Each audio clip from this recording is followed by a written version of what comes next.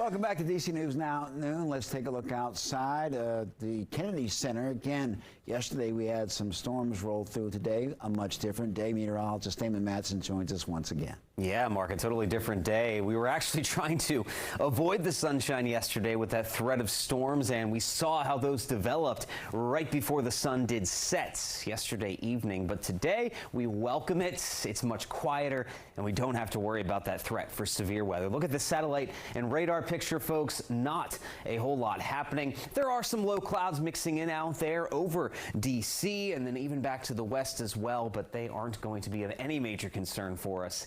If anything else, it'll just provide us a little bit of shade. And look at the temperatures here, folks. It's going to be a little bit on the warm side, but not quite as warm as it was over the holiday weekend. We're just now getting into the lower 80s from Luray and Culpeper back through D.C. and southern Maryland. Some mid to upper 70s hanging on the more north you go into Maryland and the eastern panhandle of West Virginia. Not too bad. And more noticeably so, we have lower humidity out there finally, with this cold front that caused all of the active weather yesterday off to our east. It is not going to try and bring anything else back into the region. It'll waver nearby for a little bit.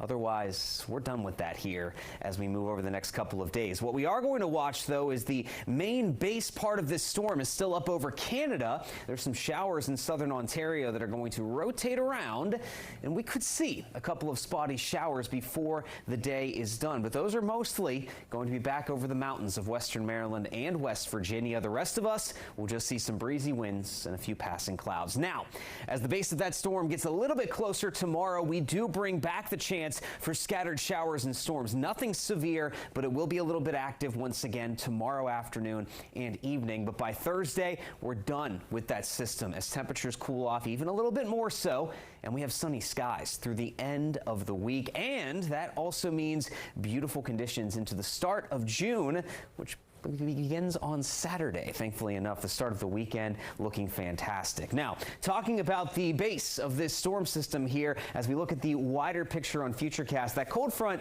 like I mentioned, still going to be nearby, but it's not exactly going to have any major impact for us here in the DMV. But as the center of that storm rotates back around the Great Lakes into Pennsylvania, there's going to be a little bit of shower activity across our western counties through the day today. And then as we get into the day on Wednesday, there it is.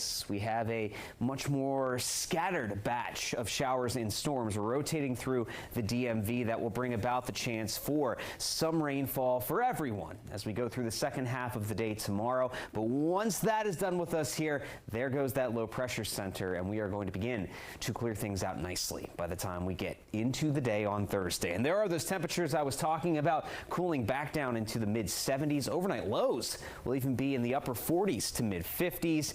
And then we'll see a little bit of a warm up with things staying quiet through the upcoming weekend.